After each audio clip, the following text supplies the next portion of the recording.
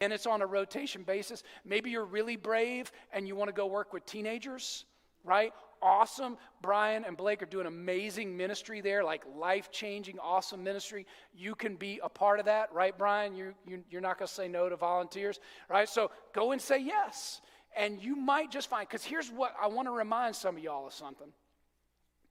A lot of y'all are sitting in this room and are followers of Jesus Christ, or at least your following of Jesus has been enriched because of a Sunday school teacher, because of somebody else that blessed you, because of a youth minister, because of a godly man or woman that poured into your life and mentored you in a church setting.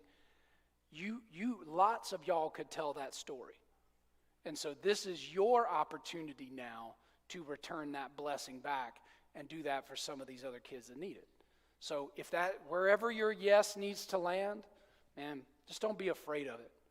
And every single role that God has in this church matters. My role here is not more important than those who volunteer in the nursery. You might be like, well, I don't know about that. No, it's true. Because here's the thing. If that doesn't work, then this doesn't work. It takes literally all of us pulling together to see that work be done. From what we might consider a lesser or a lower role to some kind of a higher role, if you will.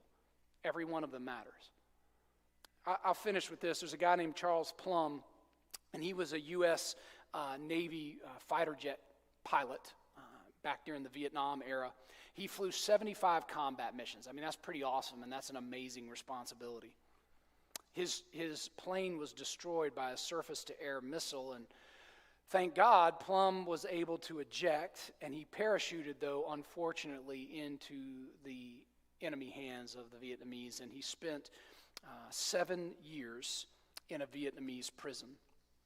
And now he travels and he speaks about what he learned and all the lessons that sort of came from that experience. And one day he was sitting in a restaurant here in his older life, right? He was sitting in a restaurant and another man came up to him, just walked right up to him and he said, "You're Plum. You flew jet fighters in Vietnam from the aircraft carrier Kitty Hawk. You were shot down." And Plum asked, "Well, how in the world do you know that?" He asked this guy. And the man replied to him, "I packed your parachute." Plum, true story, he gasped in surprise and in gratitude.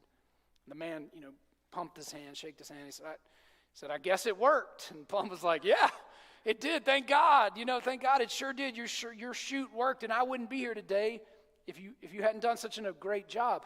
And so Plum tells this story now when he goes around, he's speaking engagement, and he talks about it. He says, "I couldn't sleep that night thinking about that guy because I thought about all the times that I had passed him in the ships, and I was a big-time pilot, and he was down in the bowels of the ship as a lowly private, packing parachutes and doing other sort of menial tasks.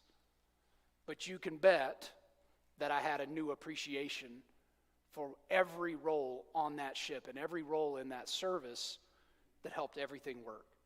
And now every time Plum, when he travels and he speaks to an audience, he asks that question, who's packing your parachute?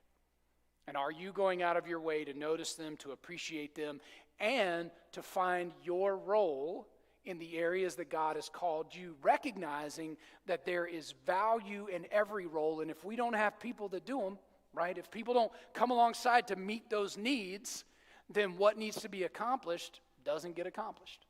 So that's our responsibility. That's what God has laid in front of us today. And all of this, as I told you, as I explained to you, all of this is that we might glorify God and that we might build connections